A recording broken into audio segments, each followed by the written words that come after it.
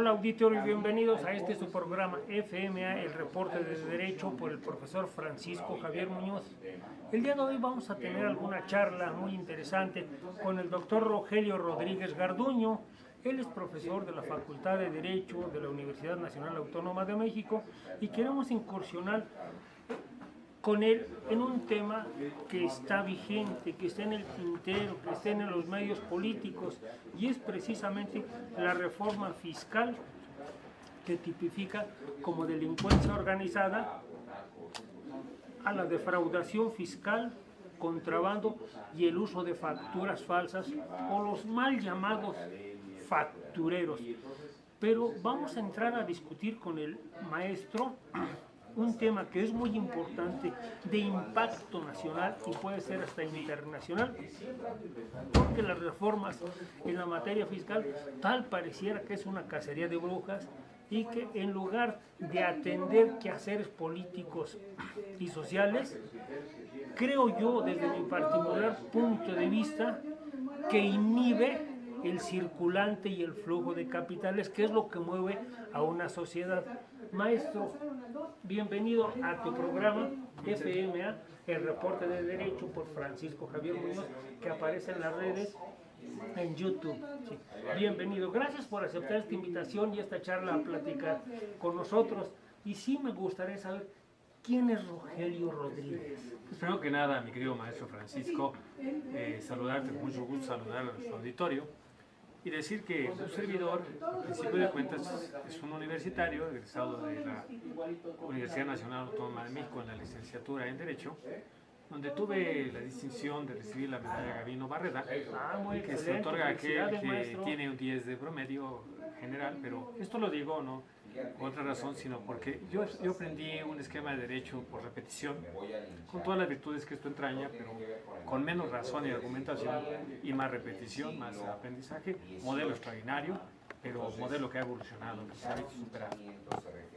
Tengo estudios de maestría, tengo maestría por la Universidad Panamericana en Derecho Procesal Constitucional, soy maestro en Ciencias Jurídicas por la misma universidad y tengo el doctorado en Derecho por esa institución. He realizado estudios en Ginebra, una maestría en Ginebra, Suiza, sobre el derecho comunitario, en Montreal, en Estados Unidos, en Miami concretamente, donde tuve el honor de compartir ese momento académico con algunos maestros de nuestra facultad, y he realizado diversos estudios. Soy ponente por nuestro país, conferencista en el grupo de conferencistas relativos a los aspectos internacionales del desarrollo del derecho de la región latinoamericana, entre otras actividades. Tengo el honor de trabajar actualmente en esta Facultad de Derecho como profesor de tiempo completo, dando clase en la unidad de posgrado, donde me desarrollo mayormente, impartiendo las materias de epistemología jurídica, entre otras, medios de control de la constitucionalidad y el derecho procesal constitucional, además de derecho aéreo y espacial, que es otra de las materias que imparto. Tuve la experiencia a lo largo de mi vida, en el terreno práctico, de ser servidor público y también trabajar para la instancia privada, donde trabajé para la ICA, el área fiscal. Trabajé para el grupo Sintra, que agrupó a la Compañía Mexicana de Aviación y Aeroméxico. Trabajé por mi cuenta en aspectos fiscales y en aspectos penales, y he sido también funcionario público. Me he desempeñado en el Consejo de la Judicatura Federal, en la Suprema Corte de Justicia de la Nación, en la Secretaría de Comunicaciones y Transportes, donde ocupé honrosos cargos de los que me da mucho orgullo dar cuenta. Y bueno, en grandes rasgos esta es la currícula académica profesional de un servidor, quedando abierta la invitación para quienes nos ven de podernos acercar con nosotros a través de este medio para seguir conversando en un diálogo abierto sobre el tema cualesquiera que este sea en nuestra academia, en nuestra querida Facultad de Derecho. Excelente, mi querido amigo doctor. Es una trayectoria bastante buena, muy sobresaliente, pero creo que eres joven para esa trayectoria, me da la impresión de que eres joven y que bueno, pues toda tu vida la dedicaste a tu formación profesional. Eres egresado de la Facultad de Derecho, en licenciatura y en el doctorado. No, en el doctorado soy egresado de la Universidad Nacional Autónoma de México en licenciatura, sí, pero en el doctorado lo tuve el grado por la Universidad Panamericana. Ah, muy bien, qué Esto bueno. tiene una cuestión de la que me honro de haber egresado de esta institución, pero tiene una razón, como se pudo escuchar, he sido practicante de la carrera desde que estudiaba la misma. Yo Efectivamente. recuerdo que cuando apliqué para la maestría, me dijeron mis entonces patrones de la iniciativa privada, o estudia usted o trabaja, que es un tema, una receta que Muy no se delicado, sugiere a nadie. claro, claro. Y entonces por los tiempos, por más que yo quisiera, no me permitieron estas circunstancias. Entonces encontré un espacio en esta prestigiosa universidad, de la cual me honro de ser egresado también. Creo que complementa mi formación y me ayuda a nutrir con algunos criterios diferenciados. Si bien sería muy honroso en un momento futuro tener un postdoctorado por esta facultad. Amigo doctor, sabemos que en el tintero se encuentra un tema muy importante que es la reforma en materia fiscal. Uno de los problemas más graves a los que nos encontramos, y precisamente los fiscalistas, es el temor que le tienen a meter la pluma a la materia fiscal, a la codificación, a la legislación en materia fiscal, porque sabemos que esto afecta directamente a los bolsillos de la población, o sea, a los contribuyentes, al causante.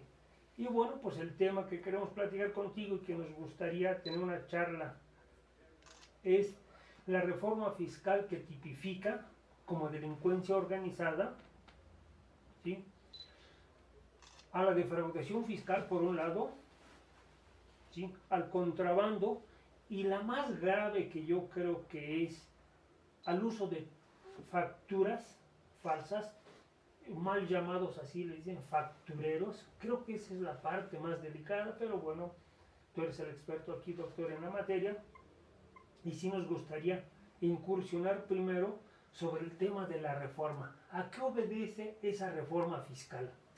Pues me gustaría dar un marco de referencia para poder dar puntual respuesta a este planteamiento muy interesante, del mayor interés de todos los mexicanos, de todos los contribuyentes. Es de interés nacional y llega a ser internacional inclusive. Sin duda. Por supuesto que debemos de darle marco a la Constitución que nos obliga a todos los ciudadanos, en términos del artículo 31, fracción 4, de contribuir con los gastos de la Federación, Estados y municipios, de la Ciudad de México. Y estas formas de contribuir pues, vienen de nuestra postura frente a la contribución, de nuestra condición.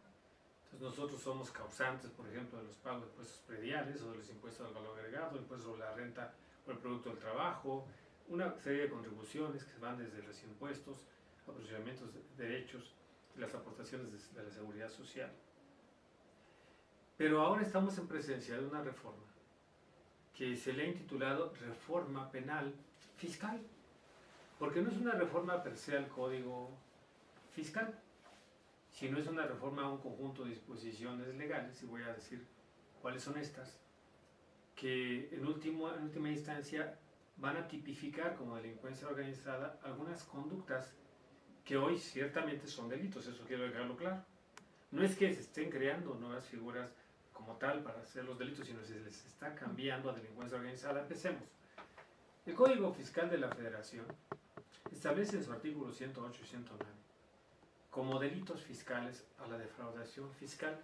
El 108, la defraudación fiscal genérica, y el 109, la defraudación fiscal equiparada, que es por la simulación.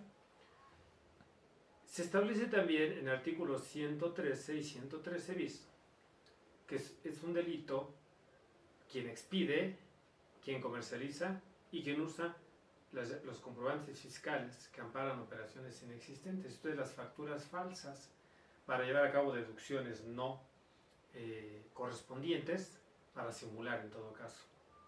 La reforma propone llevar todo al 113 bis y que sea ahora en una cadena, tanto el que expide, que son compañías que se dedican a expedir facturas falsas, esto es comprobantes fiscales que amparan operaciones inexistentes, a quienes comercializan, a quienes utilizan y a quienes en cualquier forma hacen uso de estas. Estoy hablando, refiriéndome a contadores, abogados, etcétera, o al propio contribuyente. Bueno, ellos lo están llevando a elevar la penalidad. Por un principio de cuentas, todas las actividades de la cadena se llevan a una sola conducta típica. Ahora bien, esto, en términos del artículo 113 bis, castiga tanto a la empresa facturera, a la empresa que expide, como a quien comercializa, que por ahí es el tema de la cadena, al contribuyente por igual y al profesionista, en su caso.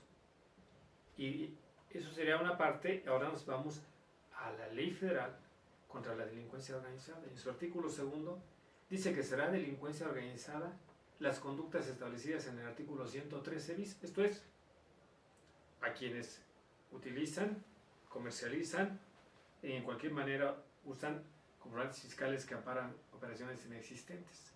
Es un tema muy delicado, doctor, por la siguiente razón. Acabas de decir que el gasto público corresponde a los contribuyentes, o sea, a los ciudadanos. Todos los ciudadanos tenemos un deber constitucional de contribuir al gasto público.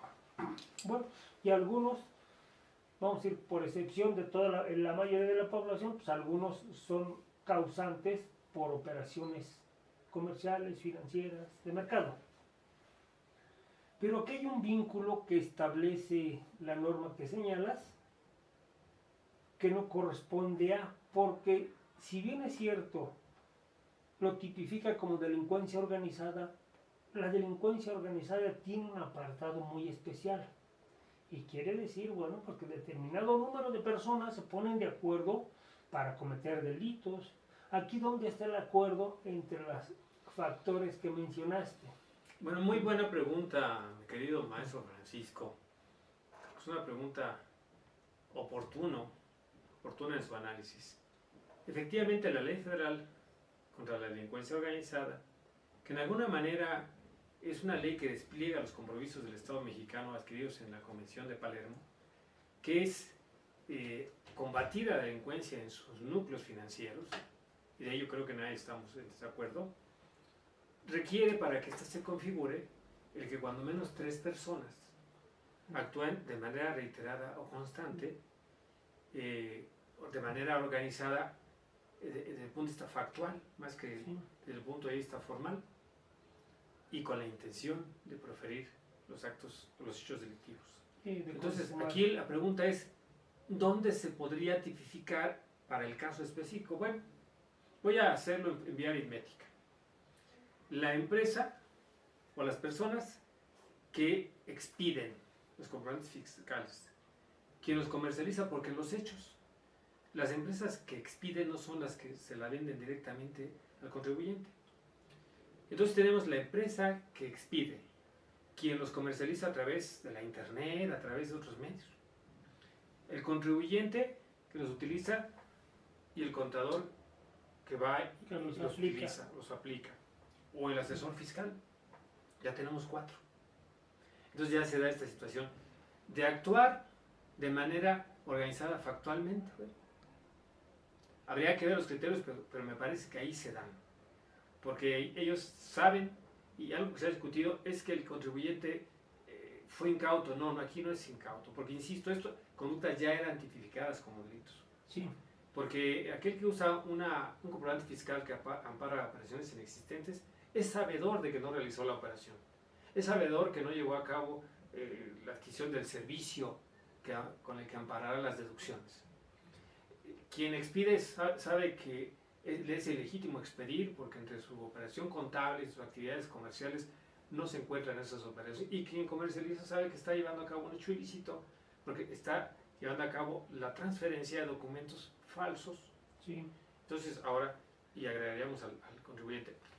Me parece que ahí se estaría satisfaciendo ese tema de la delincuencia organizada, pero quiero aclarar. En el artículo 108 del Código Fiscal se estableció un catado a todo esto.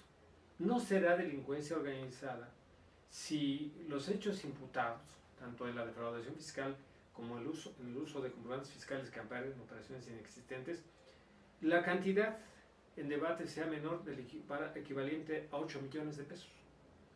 Entonces, para tranquilidad del foro, o para claridad del foro, de quien nos hace favor de escucharnos, de vernos por este medio, es que el padre de familia, la madre de familia, el trabajador, el asalariado, el comerciante, tendrán que ser operaciones de 8 millones o equivalente. Ahora, el que actúa de mala fe puede fragmentar en la creación de empresas, etcétera, puede fragmentar esta situación, pero ¿qué hizo el Senado de la República singularmente? Y en eso se aplaude, que cuando menos se estableció un rango por debajo de 8 millones, no será delincuencia organizada. Entonces aquí lo que se está, se le está dando prioridad es a la afectación al ingreso al erario. Entonces, y el monto de las operaciones indicaría que ya hay una intención de lucro en perjuicio del erario de la nación. Entonces, eso que señalas es muy importante. Pero, maestro, también se modificó, y quiero dar cuenta de ello, también se está modificando la Ley de Seguridad Nacional. La Ley de Seguridad Nacional, porque amén de ser un delito ahora, o pretender ser un delito que sea delincuencia organizada, también se establecerá como un delito en contra de la seguridad en la nación, aquellos que establezca el Código Fiscal en su artículo 113 bis, así se establece. Entonces, no solo será delincuencia organizada, sino delitos en contra de la seguridad de la nación. ¿Y eso qué importancia tiene en el análisis? Primera cuestión, hacer delincuencia organizada entra en los presupuestos del artículo 19 constitucional, y eso es lo que debemos analizar. ¿A qué me refiero? El artículo 19 de la Constitución establece el catálogo de delitos que serán materia durante su investigación de prisión preventiva oficiosa. Esto es, cuando el Ministerio Público haga la imputación y someta al juez de control una investigación, una carpeta de investigación, e impute un catálogo de delitos donde se encuentra, entre otros, la delincuencia organizada y los delitos en contra de la seguridad de la nación. Por supuesto que el robo de vehículos, ¿no? Por supuesto que la violación, por supuesto que el ataque a las instalaciones petrolíferas, hidrocarburos, etc. Pero me voy a focalizar en la delincuencia organizada y los delitos en contra de la seguridad de la nación. Si hemos dicho que la legislación secundaria los está llevando esas conductas a delincuencia organizada, con la salvedad de que sea hasta 8 millones, y seguridad nacional no, ahí no tiene límites, entonces estamos en presencia de que el juez de control no tiene opción, dictar la prisión preventiva oficiosa. O sea, una prisión preventiva oficiosa, es decir, que mientras se investiga o se resuelve en su caso, ¿sí?, la persona estará privada de su libertad en un centro destinado para tales efectos. Pero hablaste algo muy importante al mencionar dos codificaciones, el Código Fiscal de la Federación y el que dice que se tipifica como delincuencia organizada. ¿Qué ordenamiento legal es, maestro? La Ley Federal Sí. contra la delincuencia organizada. La Ley Federal contra la Delincuencia Organizada es una ley aplicable a toda la República Mexicana. Efectivamente. Pero hay algo muy importante. ¿Hay alguna prohibición en la Constitución que dice que se le estará impedido, o más bien se le prohíbe al funcionario, al juzgador, equiparar la analogía o la equiparación de una conducta a otra? Ciertamente. Sí. En materia penal no se podrán aplicar penas por analogía o mayoría de razón.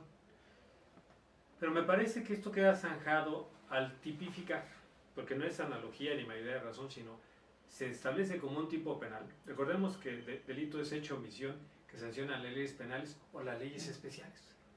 Y aquí la ley especial es el Código Fiscal de la Federación, la Ley Federal de Seguridad Nacional, la Ley de Seguridad Nacional y la Ley Federal contra la Delincuencia Organizada.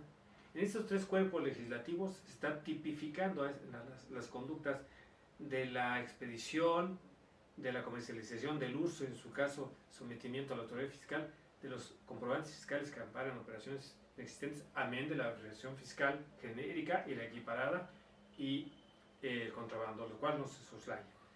Entonces, no me parece que se esté frente a la protección de decir que el juez, en un momento dado, por analogía o mayoría de razón, porque tiene un tipo penal específico, donde se cumplen los elementos del tipo penal, se satisfacen los requerimientos del tipo penal, porque los elementos del tipo penal han quedado descifrados en esos tres cuerpos legislativos. Y reiterando lo que acabo de señalar para que no se escucha, que un delito no es solo aquel que está codificado en el código, los códigos penales ya de orden nacional o de orden local, sino también en las leyes especiales, si es el caso. Esta ley especial establecería ese tipo penal. Pero quiero seguir dando cuenta de una serie de cuestiones porque también se modifica el Código Nacional de Procedimientos, va a tener una reforma del Código Nacional de Procedimientos Penales. Y esto es muy relevante porque se van a romper con estos tipos penales 3 principios del proceso adversarial. ¿Cuáles son? Y esto me parece que es digno de reflexionarse. A quien se le dicte prisión preventiva oficiosa, porque se le reprocha que ha cometido delincuencia organizada al desplegar estas conductas, bajo la prisión preventiva no podrá, y así lo establece el Código en la reforma, no podrá llevar a cabo los llamados acuerdos reparatorios. Es muy interesante. ¿Y a qué voy a referirme con los acuerdos reparatorios, maestro Francisco? Los acuerdos reparatorios es uno de los principios del sistema adversarial, y más en materia fiscal. Ok, debo por arriba de 8 millones porque hice omisiones dolosas o están en el borde del cuestionamiento si se trata de una imprudencia o negligencia. Pero reconoce el contribuyente ahora sujeto a la prisión preventiva que debe más de 8 millones y está sujeto a la investigación y se le ha dictado prisión preventiva oficiosa. Bueno, el Código Federal de Procedimientos, el Código Nacional de Procedimientos Penales, preciso, señala que procede a los acuerdos reparatorios. Eso significaría que pago efectivamente la reparación del daño. Y ahí se extingue el proceso.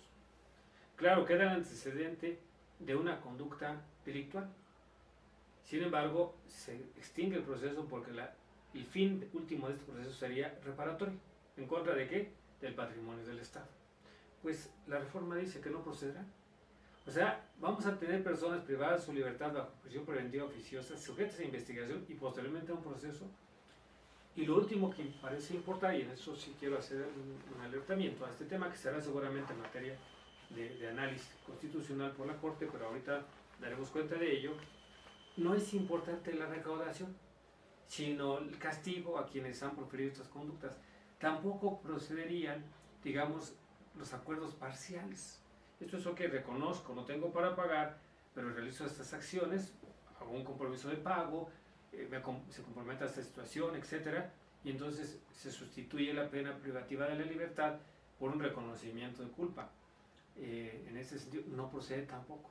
Y luego viene lo que en términos de un buen castellano sería el premio por delatar al núcleo de la delincuencia, esto es los criterios de oportunidad, como se llaman desde el punto de vista técnico.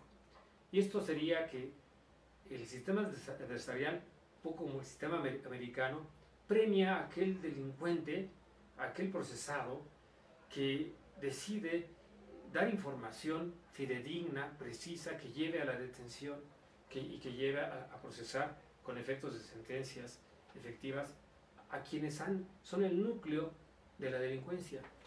Dice que tampoco, para que proceda, dice la reforma, estas consideraciones, se deberá tener el visto bueno del SAT, el visto bueno en su caso de un funcionario público de la Secretaría de la Función Pública, y quedará al arbitrio de, en su caso, la autoridad fiscal. A mí me parece que eso debía de reflexionarse en ello, debía de seguirse abonando en ello, porque entonces el incentivo para llevar a cabo, para delatar, que sería el fin último, es un incentivo incierto.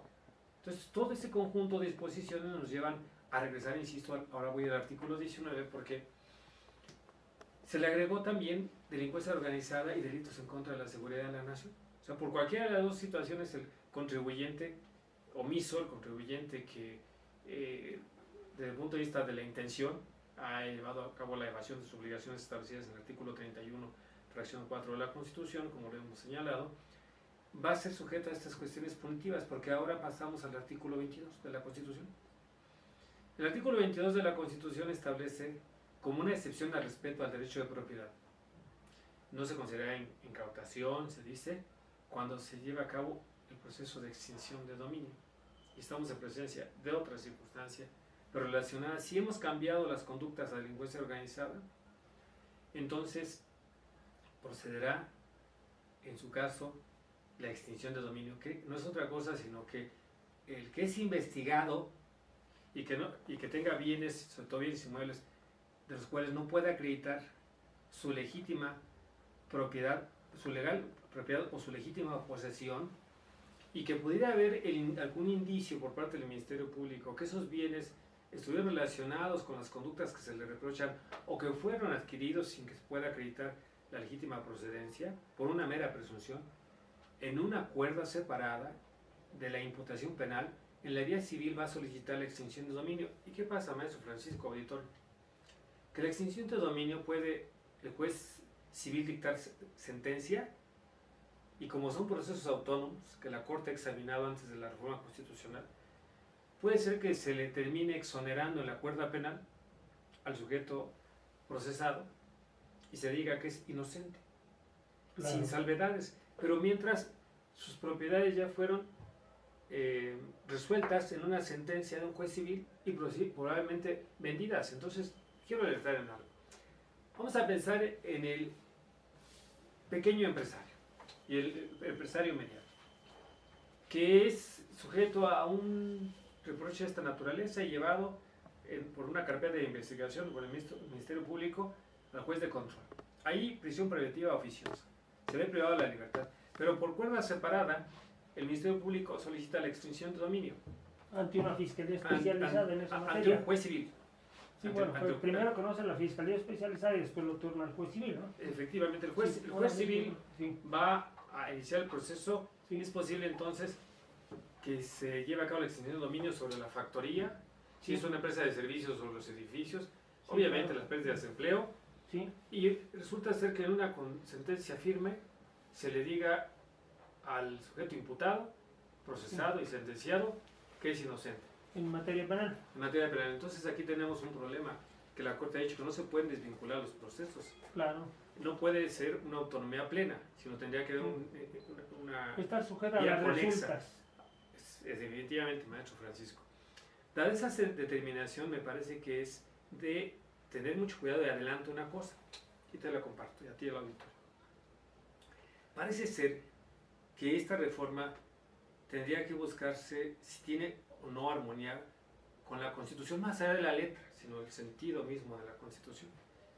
Porque parece ser que estamos violando el proceso adversarial, que tiene sus excepciones ciertamente, sí, pero vamos a revisar si delincuencia organizada puede ser, y lo digo con el mayor cuidado y como juristas lo analizamos y para el foro, hoy son los delitos fiscales, pero mañana podría ser otros delitos que se equiparan a la delincuencia organizada, con la problemática de verse privados de la libertad sin que se medie el juicio y que medie la presunción de inocencia para que se enfrente el proceso de libertad el imputado, además primo delincuente y con todas las características. Pero además se va a cabo la extinción de dominio. No queremos ni siquiera pensar lo que ese sea el inicio de una escalada donde la legislación secundaria se eleve a rango constitucional, vamos a decirlo así, para equipararla.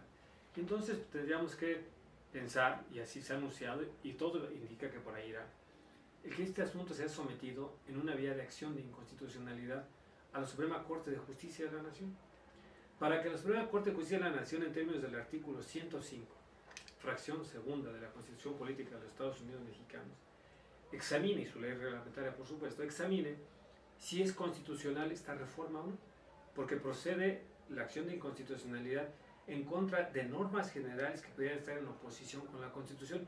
Y en concreto, ¿a qué me refiero? Y que seguramente la Corte estudiará en su momento oportuno.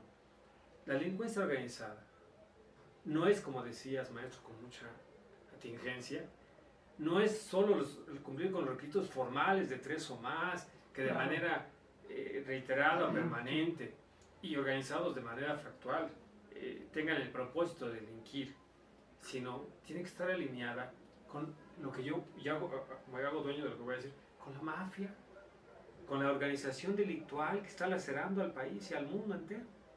Y tenemos que revisar esos conceptos en la Convención de Palermo. Entonces, ver si eso que está haciendo el Estado mexicano, de llevar esos temas fiscales a delincuencia organizada, al contribuyente que se pasó de 8 millones y que usó, efectivamente cometió un delito, si él está prefiriendo delincuencia organizada y está dentro de los objetivos del Estado mexicano y del mundo entero, que es pegarle a la delincuencia en su núcleo financiero. Efectivamente, maestro, pero mencionas algo muy importante de nuestro nuevo sistema penal, que es adversarial, así lo señalas. Y que señalas que, bueno, el principal objetivo es restitutorio, o sea, la reparación del daño. Aunado a eso queda un precedente, lo que anteriormente, o lo que se llama antes, el antecedente penal o el registro a través de los medios administrativos, queda eso pendiente o no. Y bueno, pues en razón a esto, nos estás explicando muy atinadamente a quién o a qué personas, ¿sí?, les es aplicable esa norma, porque dices, el delito es el acto oficial y es específico a la persona que se encuentra en esa hipótesis. Pero también señalas algo bien interesante que viene vinculado a un procedimiento que es de nueva creación, porque es reciente la extinción de dominio, se crean fiscalías especializadas. Pero sí quiero hacer una observación, maestro, en relación al tema, ¿sí? Tu exposición es interesante, muy buena, te felicito, maestro, pero es en relación al factor humano. Todos sabemos, cuando menos aquí en la Ciudad de México y en la República Mexicana también, los que nos dedicamos al ejercicio de la profesión, que el factor humano es el detonante para la ineficacia judicial. Dijo el doctor Cipriano Gómez Lara, la suerte que correrá el asunto, o sea, la causa que se somete a la consideración. Y yo creo que el verdadero problema de la ley es perfecta, si me permites así decirlo. Lo que es imperfecto es el mecanismo a través del cual se busca aplicar. ¿Por qué? Porque en el procedimiento, durante la investigación, que ahora deja la libertad a la víctima y al victimario de aportar todos los datos posibles, enerva a veces, ¿sí?, el trabajo de la gente del Ministerio Público para poder tipificar. Y yo creo que será donde se debe poner más atención en la autoridad que va a aplicar la norma y no en los actores. ¿Por qué? Porque sabemos que los resultados no son los idóneos. Nos dan estadísticas que el delito se ha inhibido y que pues ya la población debe tener más seguridad. No es cierto. La población nos denuncia por la apatía de las autoridades. La población no reclama por el escepticismo y en su caso a veces la negación del servicio público. ¿Qué te parece esa observación, maestro? Bueno, pues sin duda coincido en ella, creo que es muy agradable escucharla de tu parte, maestro Francisco, porque coincidiendo totalmente, se ha puesto mucha atención a las estructuras formales y se ha descuidado la formación del capital humano. Y nos referimos, si me permites, yo voy a referirme, quizá entendiendo lo que dices y haciendo lo mío, porque además es lo que en esta facultad, en la cátedra constantemente insisto, es, por ejemplo, qué modelo de jueces o ministerios públicos queremos. Pues queremos jueces y ministerios públicos que tengan las virtudes, y sobre todo las virtudes hacia la justicia, que tengan la vocación y la alta responsabilidad de hacer posible el funcionamiento efectivo del sistema normativo, del sistema jurídico en su conjunto, que sean ese individuo que decía Elia Hart, que va a tener que validar, en el momento de dictar su sentencia, va a validar las reglas primarias y algunas secundarias. Ciertamente estoy totalmente de acuerdo en ello, pero me parece que aquí en el tema que estamos abordando, y puse un pero, es que la prisión preventiva oficiosa le quita todo margen de discrecionalidad al juez. El juez de control recibe la carpeta, cita la audiencia de vinculación y está obligado por la imputación a dictar prisión preventiva oficiosa. Esto es, ahí no tiene margen el juez. Ahí el error o el acierto del juez en valorar, por ejemplo, decías al principio, maestro Francisco, muy atinadamente, ¿todos pueden gozar de la prisión preventiva oficiosa? No. Perdón, de la libertad y no sufrir la prisión preventiva. No. La van a tener derecho quienes son primodelincuentes, quienes acepten su responsabilidad, o aquellos cuya peligrosidad se determine no es para sustraerse o para afectar a la sociedad. Entonces tampoco es un cheque en blanco para que todo el mundo tenga una puerta giratoria y se convierta en un sistema jurídico penal Montessori, ¿no? Todos querramos serlo, ¿no?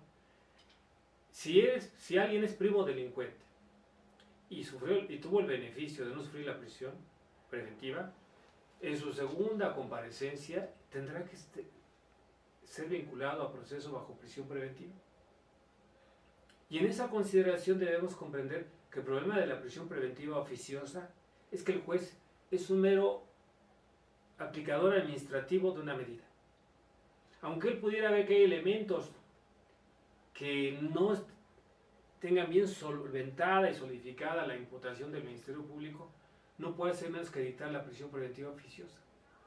Haber ampliado el catálogo del 19 y seguirlo ampliando es un contrasentido contra el sistema adversarial. Ahora, el Ministerio Público, lo mismo tiene que ser a nivel federal con la Fiscalía General de la República, a nivel estatal con las Fiscalías y Procuradurías de Justicia de los estados, tienen que ser personal capacitado, no solo en la técnica jurídica, sino también respetando el principio establecido en el artículo 1 y 133, hacer un análisis tampoco no solo de quien está sujeto a investigación, sino de las víctimas en ejercicio de ponderación, y cuando lleve a la carpeta, tiene que hacer la imputación del delito, no solo en la característica técnica del tipo penal, sino en ciertas circunstancias que nos conduzcan a pensar de la petición presentada bajo ese argumento y establecer la prisión preventiva oficiosa. Entonces coincido absolutamente.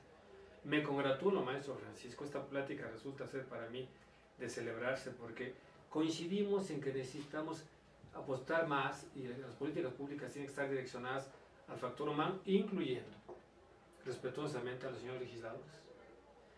Los señores diputados y senadores también tienen que atender a que hoy son senadores y diputados y ellos, sus familiares, hoy mismo son ciudadanos, pero mañana dejarán de ser diputados y senadores. Y esa legislación que hoy están produciendo, la cual tiene un gran encomio y la cual se agradece, es perfectible. Y a partir de que es perfectible, de colocarnos en lugar del contribuyente, regreso al tema que nos ocupa. Quien me preocupa mayormente a mí es el contribuyente cautivo, el que paga el impuesto sobre la renta, el que trae sobre sus espaldas la carga tributaria de la nación. Obviamente, el asalariado de la iniciativa privada, apartado A, y el servidor público, apartado B, que por alguna razón tienen un catálogo mínimo de posibles deducciones, gastos médicos mayores, gastos funerarios,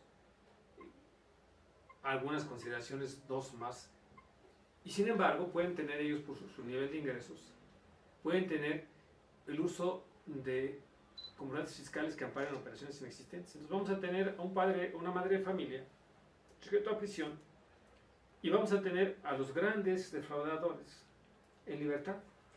Entonces, ¿qué es lo preocupante? Que al pequeño empresario, al comerciante, que está generando la riqueza que tanto necesita nuestro país reactivar, puede verse privado de la libertad. Entonces, esta reforma tendrá que ser revisada, insisto, y tendrá que ser validada en su constitucionalidad por la Corte. Creo que la Corte tiene una gran responsabilidad y estoy seguro, maestro Francisco, que tú consideras que la Corte hará un papel digno como lo ha hecho en otros momentos. Tendrá que la Corte examinar si estos tipos penales tienen constitucionalidad, no por la técnica, sino por el fin último. Y el fin último es recaudatorio. ¿De qué nos serviría tener a muchas personas en prisión porque incurran estas conductas si no tenemos el ingreso recaudatorio, el resarcimiento al daño a la nación? No puedo dejar de soslayar que lo que nos debe preocupar, y está ocupando al presidente, y en eso se agradece, es atacar, por ejemplo, las condonaciones de impuestos, es atacar la elusión al pago de los impuestos, es atacar el problema de la indiscriminada devolución por sentencias de impuestos, y creo que en eso se está logrando, o se está haciendo un intento por tener una mejor recaudación, pero, maestro, querido y foro, lo que a México le falta es ampliar su base recaudatoria. Tenemos un pequeño porcentaje de mexicanos que contribuimos a todo el gasto de la nación. ¿Por qué otros no pagan? ¿Y por qué no pagan? Porque tenemos un sistema complejo, difícil, entramado. Por ejemplo, para el taxista, para el comerciante en tianguis o mercados sobre ruedas, para quien realiza actividades hoy por las redes, por la internet, porque los sistemas simplificados no los tenemos, o un sistema como el norteamericano, donde desde el punto de vista de un solo registro se graben el consumo, la comercialización de todos tus impuestos y se compare contra tus ingresos. Y entonces, visto esto, el Estado nos tenga permanentemente fiscalizados y todos paguemos impuestos.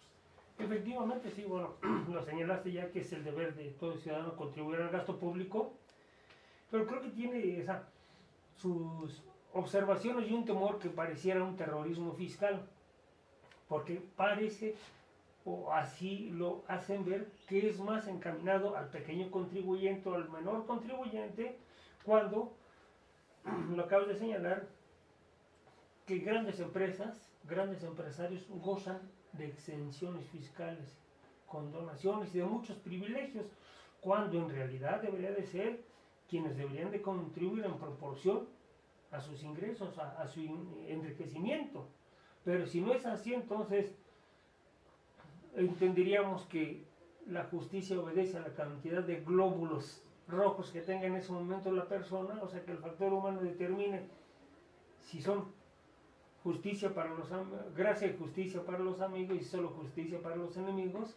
Yo creo que no debe de ser así, y que esta información debe llegar a todo el público de la forma más sencilla, diluida posible, para que se entienda que efectivamente que lo que se busca es que personas especializadas, si hablas de delincuencia organizada, son personas especializadas, con experiencia, con conocimiento, con capital, con recursos, y efectivamente pues que contratan especialistas, profesionistas, para que logren, ¿sí?, obtener condonaciones o que les restituyan algunos capitales. Pero lo más grave también es cuando la autoridad ejecuta, en el caso señalabas, la extinción de dominio, que el delito no se acreditó y bueno, pues es inocente. Pero en materia civil el juez consideró que sí habían elementos para la extinción de dominio, y es una tramitología desde que se pone en conocimiento del juez en materia civil, demanda, emplazamiento, contestación a la demanda, ofrecimiento de pruebas, y el juez considera que sí, pero además hay un gravamen preventivo, así lo es, sí, un gravamen preventivo, y que el juez resuelva que sí fue procedente la extinción de dominio cuando es inocente. Ese daño, ¿quién lo repara? Pues mira, mi querido maestro Francisco, yo creo que estamos en presencia de una reflexión necesaria, absolutamente necesaria. El artículo 109 de la Constitución Política de los Estados Unidos Mexicanos habla de la responsabilidad patrimonial del Estado, porque alguien debería pagar. Claro. No solo el tiempo que ha durado en un intangible, una reparación integral, el que ha estado privado de la libertad y es declarado inocente, sino la afectación económica en su patrimonio. El artículo 109, en su último párrafo de la Constitución, se refiere a la responsabilidad patrimonial del Estado, pero no abarca el error judicial, porque se refiere por el actuar irregular, el actuar administrativo irregular del Estado, o sea, circunscribe solo al error de la administración pública federal o local, o a la administración municipal o paraestatal, federal o local. No incorpora al error judicial. Entonces, ya que estamos llevando a cabo una reforma de esta envergadura, tendríamos que incorporar el 109, que es un llamado al señor senador, a los señores diputados, para reconocer que, como dice, son humanos, los señores jueces. Qué bueno que tenemos un sistema judicial también desarrollado, pero sería mucho mejor que tuviéramos un sistema judicial donde el Estado asuma que los señores jueces pueden equivocarse a este grado y dejar la desprotección económica al empresario, al contribuyente, y sin empleo posible a familias que dependen de ese empresario. ¿Okay? Dadas estas circunstancias, es necesario que la responsabilidad patrimonial no solo obedezca al actuar irregular administrativo, sino también judicial, el famoso error judicial. Tenemos un consejo de la Judicatura Federal donde se lleva a cabo la sanción en vía de disciplina a los señores jueces. Pero si se declara que se equivocó el señor juez, sí puede ser incluso destituido y revisarse el caso ante la Suprema Corte de Justicia de la Nación. Pero el justiciable no se modifica la sentencia, y no debía modificarse, pero el justiciable no resiente un beneficio en esa consideración. Es necesario, querido maestro, que el artículo 109 sea revisado, No soy proclive a la reforma constitucional, creo que tú tampoco, nadie, que seamos juristas serios como lo somos, podemos estar en favor de una excesiva reforma constitucional.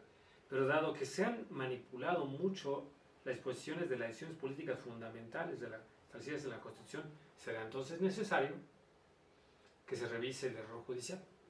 Porque si el error judicial no tiene consecuencias, y el señor vaya usted a su casa, disculpe, pero además ahora sin bienes, vaya usted a la pobreza absoluta, vaya usted al estado más ruin, porque el Estado se equivocó y no pasa nada, creo que la sociedad no puede emitir una respuesta así. Claro, definitivamente. Y entonces tenemos que entrar a otro umbral, ya que los ciudadanos seremos sometidos a este escrutinio, que yo concluiría con algo, si me lo permites, maestro, y el foro, por favor, al auditorio, es, esperemos nosotros que esta medida, aún con las cuestiones que hemos examinado, incremente sustancialmente la recaudación. Y no sea que no incremente la recaudación y tengamos gentes privadas de la libertad, pero que terminen siendo absueltas. Como está sucediendo en la mayoría de los casos. Si vemos la estadística de cuántas personas son llevadas a proceso penal y cuántas devienen en sentencias condenatorias firmes, nos llevamos la terrible sorpresa de que no rebasa un dígito de uno. Entonces, si esto persistiera, de nada serviría flagelar a la sociedad con esta medida, pero si se incrementa sustancialmente la recaudación, tendremos que reconocer, y desde ahora lo decimos, que se está tomando un acierto. Entonces, veremos los hechos futuros, pero sí con la idea de que la Corte revise esta importante medida. Doctor, ¿cuál es la naturaleza de las contribuciones? Porque hay un sentir de la población. No contribuyo al gasto público porque no obtengo los servicios adecuados. Ofrecen seguridad pública y hay mucha inseguridad. Al contrario, Census, si hiciéramos un comparativo con la justicia norteamericana, donde la presunción es que el contribuyente se siente orgulloso de pagar o contribuir al gasto público porque considera que sus servicios son eficientes. En la República Mexicana, ¿cómo funciona eso? Si hay algún escepticismo, alguna negativa, algún sentir de la población que no debe contribuir al gasto público porque los servicios que percibe del Estado no son los idóneos, no son los adecuados. Pues bien has dicho, habría que ver los incentivos que tiene un contribuyente para pagar, para cumplir su obligación establecida en el artículo 31, fracción cuarta de la Constitución. El incentivo tiene que ser que, por ejemplo, el pago de impuestos, cualesquiera que estos sean, se vean reflejados en servicios. Quien paga un impuesto predial, por ejemplo, tiene que ver reflejado el pago de sus impuestos prediales, que en algunas zonas no es barato, en absoluto no. Claro. En mejoras a las calles, al alumbrado, a las zonas peatonales, en los parques y jardines, en un bienestar, un estado de bienestar. Y entonces el contribuyente, yo comentaba fuera de cámaras, maestro Francisco, que un contribuyente en Canadá, por ejemplo, donde el clima es extremo, paga sus impuestos y vemos nosotros desde México con mucha nostalgia al otoño canadiense, donde caen las hojas de los árboles y la nieve en el invierno y en otras épocas, pero cuando caen las hojas llegan a tapar materialmente las vías. Y entonces, después de ver esa parte romántica, vemos máquinas que entran en minutos y dejan limpias las calles de Montreal. Dejan perfectamente limpias y transitables las calles de Quebec o de Toronto. Entonces el contribuyente sabe que eso es gracias a sus impuestos. No digamos de un problema en una alcantarilla o en una vialidad, un bache. Sería impensable. Y esos fines del Estado, que son entre otros la seguridad pública, que son en términos de la Constitución los servicios tales como, por ejemplo, recolección de basura, alumbrado público, los que correspondan a los municipios, a los estados y a la federación. Aquella condición para generar un estado de bienestar sería el incentivo último para que el contribuyente pagara y no estuviéramos viendo estas días de ilusión cotidiana, porque debemos reconocer algo. El Estado, el gobierno actual, no es que haya reaccionado con esta medida que puede ser opinable, no es que haya reaccionado por querer afectar a los contribuyentes, parece ser más bien una medida desesperada ante la poca recaudación y la elusión fiscal, la evasión fiscal, que son los grandes problemas. Pero ¿qué debemos hacer en contrario de estas medidas? El presidente de la República señaló en campaña y ha señalado como presidente que hay que atacar los orígenes de los problemas, no los efectos. Y el origen del problema está, como lo dijo este fin de semana el presidente en una visita al estado de Morelos, está en arreglar las calles, las vialidades.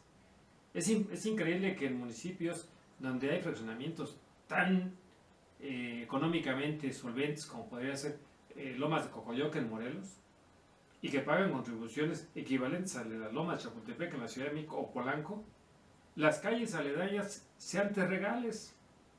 Es el contribuyente está pagando y no está recibiendo la contraprestación. Decías, mi querido maestro, el caso de Estados Unidos. Formalmente tenemos la misma obligación. Los estadounidenses en su Constitución, la de Filadelfia, tienen la misma obligación que nosotros en el artículo 31, fracción 4. Solo que ellos y los canadienses y otros países sí ven reflejados en las actividades del Estado, en los servicios que generan su estado de bienestar. Y decíamos, ¿qué hace un norteamericano cuando es detenido?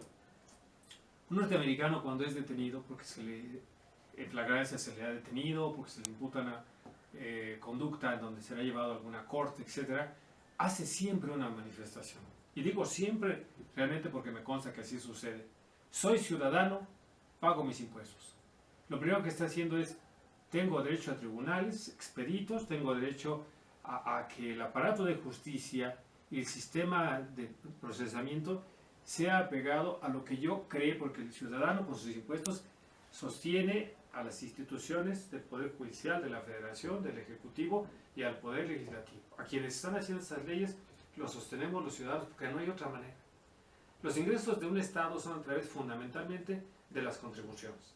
Y debemos pagar las contribuciones. El tema es, como una vía de equilibrio, ver cómo se ven reflejadas nuestras contribuciones en mejores jueces, como decías, maestro Francisco, en ministerios públicos más capacitados, en ese destierro de ese ataque que parece haber en los ministerios públicos hacia las personas que denuncian, que a veces se sienten acosadas, en un mejor aparato en el sistema administrativo, tanto federal como local, ministerios públicos más capacitados, sensibles, que hagan su trabajo por incentivos que nosotros los ciudadanos generamos, diputados, senadores y partidos políticos, todos en su conjunto, que nos den mayor servicio, pero por sobre todas las cosas, tangibles.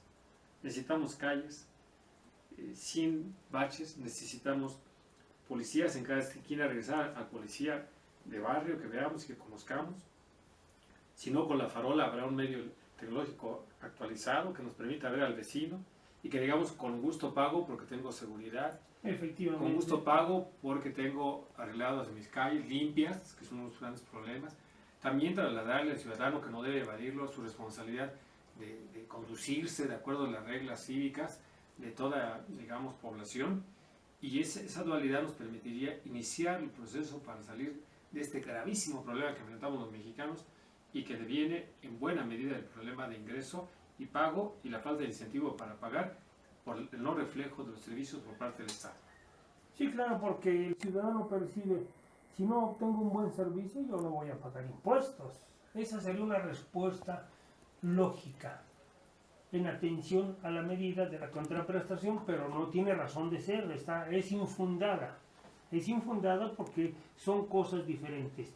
Más bien a lo que nos debemos de acostumbrar también es a denunciar, a reclamar, a exigir derechos, que las instituciones cumplan, y el principal que ahora nos quita el sueño a todos, pues es la inseguridad, ¿no? La inseguridad pública.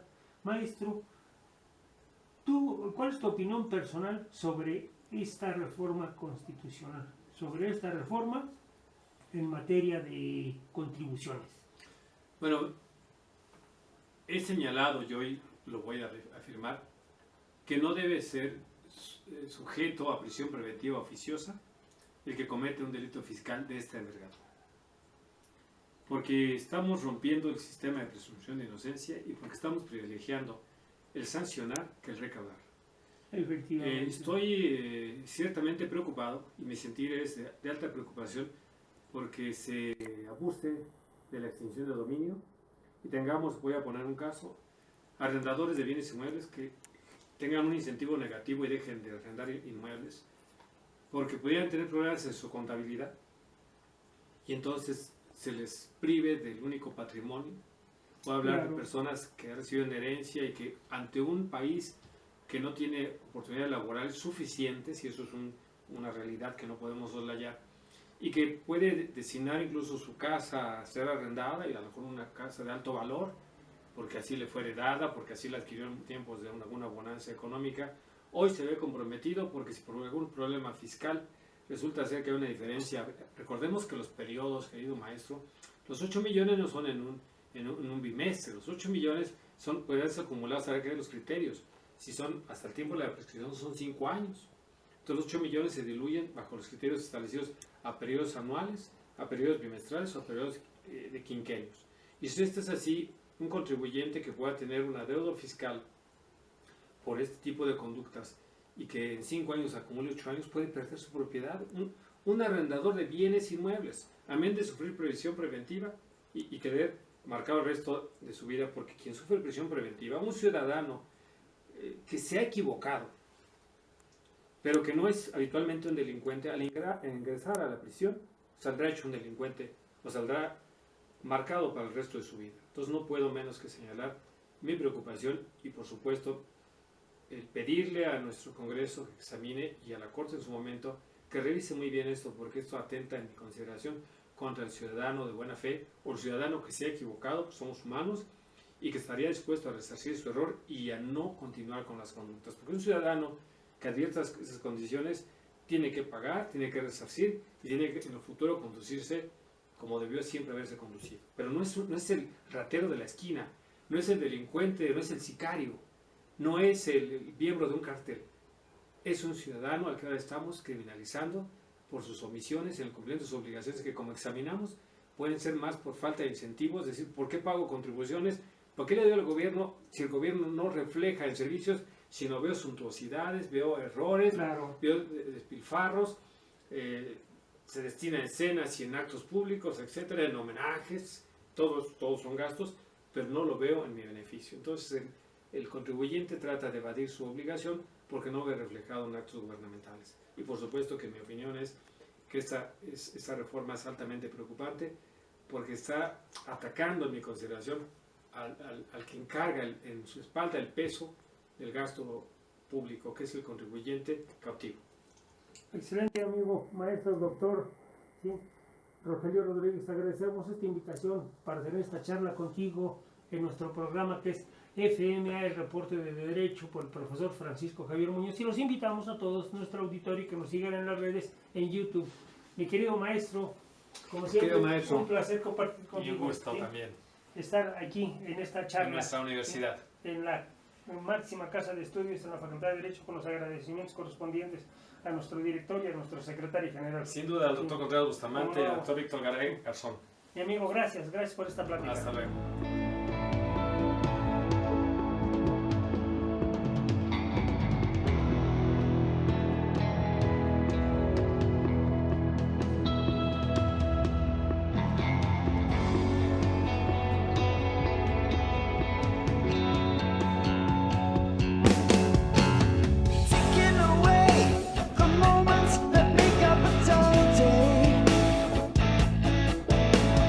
Fritter